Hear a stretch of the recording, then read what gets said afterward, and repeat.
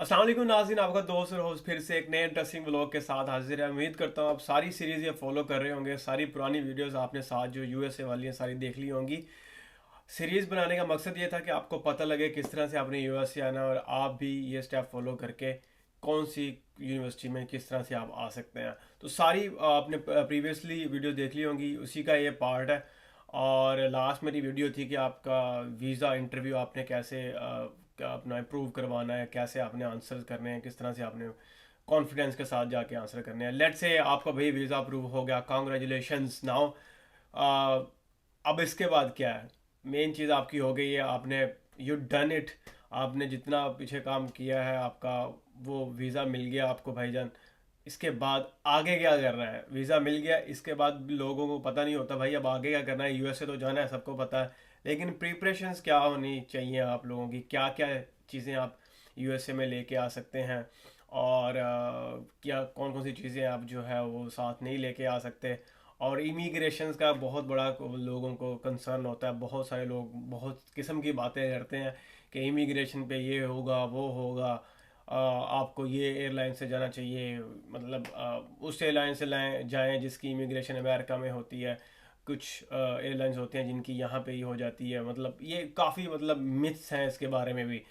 पहली बात है इसकी, ये आपने किसी की बातों में ज़्यादा गौर नहीं करना, मेरी बातों में भी ज़्यादा गौर नहीं करना, डिसीजन अपने खुद अपना बनाना है। लेकिन मैं अपना एक्सपीरियंस बता सकता हूँ आपको, जो मेरा एक्सपीरियंस था। तो देखें, आपने जितना पीछे काम किया, मेहनत की, वर्क हार्ड किया और इतना कुछ करने के बाद आपका वीज़ा अप्रूव हो गया, ठीक है। सबसे पहले तो ये बहुत बड़ी खुशी है, आपको खबर है, मतलब obviously congratulation to you, your visa approved.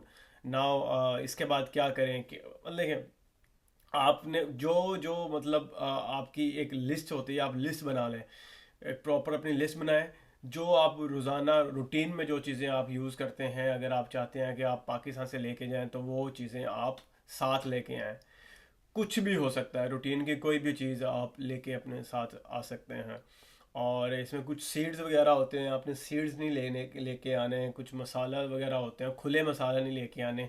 अगर आप किसी कंपनी के हैं, शान एक फेमस कंपनी है पाकिस्तान में, उसके आप मसाले लेके आ सकते हैं। पैकेट मतलब जिसका पैकेट हो, कोशिश करें कि वो चीज़ें आप साथ लेके आएँ। बाकी कुछ भी आप लेके आ सकते हैं, और डिपेंड करता है कि वो चीज़ रोज़मर्रा के काम में मतलब ज़रूरी आप चीज़ें लेके आ सकते हैं। अब ये नहीं कि सारा कुछ ही आपने बैग भर लिया, वज़न बढ़ गया। तो वो डिपेंड करता है आप जिस कौन जो एयरलाइन आप चूज़ करें। देखें, टर्किश एयरलाइन भी आप चूज़ कर सकते हैं, एमिरेट्स भी चूज़ कर सकते हैं। बाकी इमिग्रेशन के लोग बहुत सारे क्वेश्चंस होते हैं, लोग करते हैं, लेकिन आपने घबराना नहीं है भाई। इमिग्रेशन में आप स्टूडेंट हैं, स्टूडेंट वीज़े पे आ रहे हैं, सिंपली उन्हें बताएं और सब कुछ ओके हो जाएगा। मतलब ऐसा कोई लोगों को सर पे सवार नहीं करना है इस चीज़ को, बिल्कुल इजी रहें, कूल एंड काम रहें इमिग्रेशन पे। अच्छा, मैं पहले क्लियर कर दूं आपको चीज़ें आप साथ क्या क्या लेके आ सकते हैं, जो मेन मतलब मुझे लगता है कि आपको लेके आनी चाहिए। देखें, साथ अपना एक कंबल लाजमी लेके आए, ब्लैंकेट, यहाँ पे थोड़े से महंगे हैं ब्लैंकेट। एक कंबल लाजमी आप अपना साथ लेके आएँ, और दो चादर वगैरह ले आए बिस्तर के लिए। और बाकी अपनी शर्ट्स वगैरह, पैंट्स वगैरह भी साथ आप लेके आ सकते हैं। और इसके अलावा इसके अलावा और आप कुछ भी लेके आ सकते हैं, मतलब कपड़े, ज़रूरी कपड़े, जूते, शूज़ अच्छे आप यहाँ से भी मिलते हैं, सब कुछ यहाँ पे मिलता है वैसे। बट अगर आपको लगता है कि मतलब मैंने वहाँ से अभी नहीं बाई करनी चीज़ें, क्योंकि एज़ कम्पेयर टू पाकिस्तान थोड़ा सा तो ओबियसली डॉलर का और रुपये का बड़ा फ़र्क होता है, तो यहाँ पे चीज़ें एक्सपेंसिव है एज़ कम्पेयर टू पाकिस्तान। तो आप मतलब अपने 3 से 4 शूज़ लेके आ सकते हैं, अच्छे वाले या नए ले लें। और बाकी पैंट शर्ट्स होगी जो काम की चीज़ होती है। बाकी सुई और धागा लाजमी लेके आइएगा, ठीक है जी। और कुकिंग वगैरह भाई सीख के हैं, मतलब ये आपको शायद बात ऐसे वैसे लग रही हो, लेकिन यहाँ पे आके भाईजान बहुत मैटर करती है चीज़ें। कुकिंग आपको आनी चाहिए पाकिस्तान से, ठीक है। मतलब मैं भी पाकिस्तान में था, बाहर से खाने खाता था। और कभी शाम को, मतलब कभी सुबह नाश्ता भी बाहर से करना, ब्रेकफास्ट भी, और ब्रंच ब्रंच एक किस्म का होता था हमारा, मेरा तो। और फिर डिनर भी बाहर से ही करना। तो जितने मर्ज़ी आप माँ बाप के शहजादे हैं, जो मर्ज़ी है, ये अमेरिका में जब आप आएंगे तो आपको बनाना पड़ेगा भाई। आप हर टाइम नहीं बाहर से खा सकते हैं यहाँ पे, क्योंकि एज़ कम्पेयर टू उस तरह से, मतलब जैसे पाकिस्तान में आप खाते हैं, यहाँ पे चीज़ें काफ़ी कॉस्टली हैं, महंगी हैं। तो आपको खुद बनानी आनी चाहिए चीज़ें। और अगर नहीं आती तो भाई अभी से सीखना स्टार्ट कर दें। मतलब ये बहुत एक काम की चीज़ है अगर आपको ये आती है ना, कुकिंग। तो ये लड़कियों का काम नहीं है भाईजान, ये आपको, हमें पाकिस्तान में लगता है सिर्फ लड़कियों का काम है कुकिंग, नहीं। यहाँ पे मतलब जितने मैं दोस्तों को जानता हूँ या जिनसे मेरी बात होती है, सब अपना खाना खुद बनाते हैं। तो ये मतलब एक मेजर, मतलब एक बिग डिफरेंस है यहाँ पे। तो भाई आप कुकिंग सीख के आए, अगर आपके पास टाइम है कुकिंग सीखें। अम्मी को बोले अम्मी आप बनाना आज से बंद कर दें, मैं आज से खाना बनाना स्टार्ट कर देता हूँ। मैं सच में मजाक नहीं कर रहा, सीरियस। अम्मी को जाके बोले अम्मी अब जितनी आप मतलब अम्मी से हेल्प लें, और अम्मी को बताएं, अम्मी से पूछें कि ये क्या, ये खाना कैसे बनेगा, बिरयानी कैसे बनेगी, चिकन कढ़ाई कैसे बनेगी, और कुछ भी सब्ज़ी कैसे बनानी है कोई भी। और इसके अलावा रोटी रोटी कैसे बनानी है भाईजान, ये तो भाई प्रैक्टिस से आपको काम आएगा। तो मैं अपनी बात करूं, मैं मतलब मुझे खुद नहीं कुकिंग आती, लेकिन मैं कुछ ना कुछ अभी यहाँ पे आके कुछ ना कुछ तो बना लेता हूँ मैं। बेवकूफ़ तो नहीं मतलब खाने की बात कर रहा हूँ, सॉरी। मतलब आप सीख रहा हूँ मैं भी कुकिंग में। मतलब क्या मैं बना लेता हूँ मैं, अंडा अंडा अच्छा बना लेता हूँ, चाय बना लेता हूँ, रोटी अभी सीख रहा हूँ। गोल उस तरह से नहीं होती, हार्ड बन जाता है मेरे से जब भी मैं रोटी बनाने की कोशिश करता हूँ ना। तो वो हार्ड टाइप की चीज़ कोई बन जाती है मेरे से।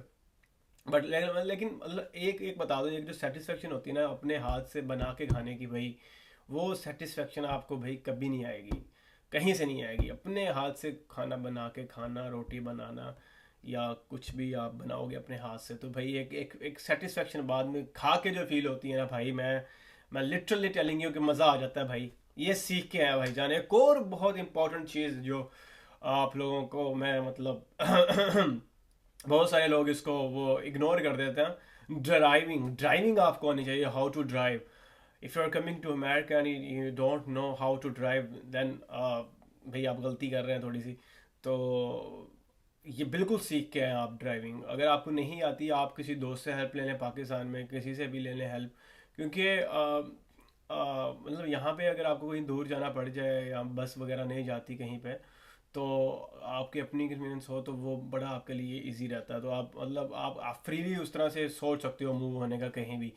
तो ड्राइविंग मस्ट लाजमी सीख के हैं। जहाँ अगर आप यूएस से आना चाह रहे हैं, नहीं है गाड़ी, तो आप किसी दोस्त को, किसी ना किसी दोस्त के पास वो गाड़ी होगी ना, उसको बोलेंगे मुझे सिखाए या उससे सीखें, उसका टाइम लें।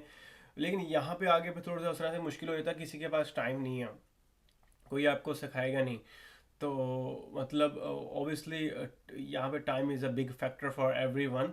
हर किसी का अपना स्केड्यूल होता है, और हर कोई अपने स्केड्यूल के मुताबिक चल रहा होता है। तो अगर आप किसी को बोलेंगे भी यहाँ पे आके, तो वो ऑब्वियसली मतलब अपने वो किस तरह से आपको टाइम दे, क्योंकि उसने खुद अपना एक लिटरली स्केड्यूल बनाया होता है। तो थोड़ा सा डिफिकल्ट होता है यहाँ पे आके ड्राइविंग उस तरह से सीखना। और यहाँ पे अगर आप सीखेंगे भी किसी से या किसी स्कूल में जाएंगे, तो as compare to Pakistan obviously मतलब तो महंगा कॉस्टली पड़ेगा। तो ड्राइविंग मस्ट आपको आनी चाहिए भाई। कुकिंग आप सीख के हैं, ये चीज़ें, आप बाकी कंबल शंबल लेके हैं साथ अपना।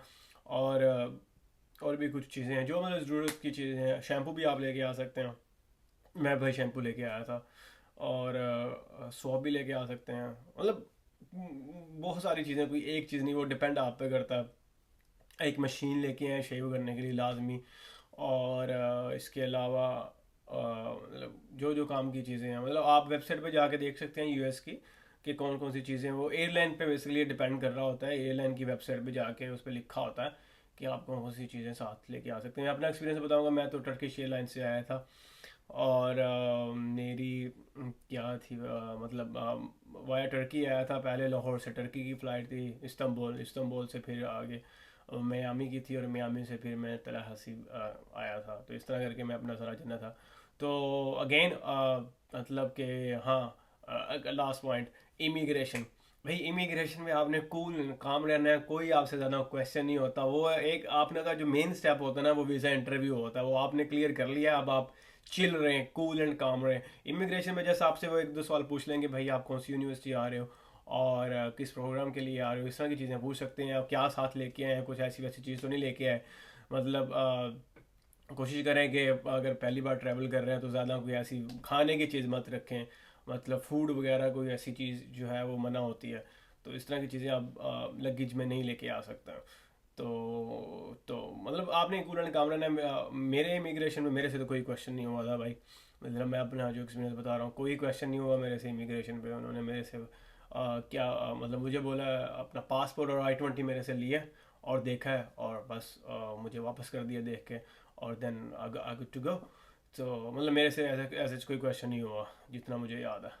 और बाकी बाकी अगर किसी का कोई बैड एक्सपीरियंस है इमिग्रेशन का तो कमेंट सेक्शन खुला है, बता सकता है या क्या सीन ऐसा कुछ होता है। मतलब स्टूडेंट्स के लिए चिल ही सीन रहता है, ज़्यादा कोई डिफ़िकल्टी नहीं होती। आप तो थोड़ा सा प्रिपेयर फिर भी होके आएँ।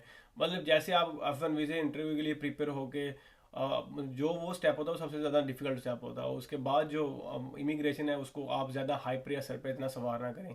ईजी और भी रहता है, कूलेंट काम आप रह के वो भी काम वो हो जाता है। वो इतना मतलब मुश्किल सीन नहीं है वो। मतलब चिल चिल रहे यार। इमिग्रेशन का लोगों ने बहुत डराया होता है लोगों को, जितने ज़्यादा से बात करेंगे आप। ये तो किसी से पूछ लो ना, ये वो मसले होते हैं, लेकिन कुछ नहीं होता। और ज़्यादा कोई इसमें कोई सीन नहीं है। तो बस चिल करें, वेलकम टू अमेरिका। जब आप आ जाएंगे तो सिंपल सीन है आगे।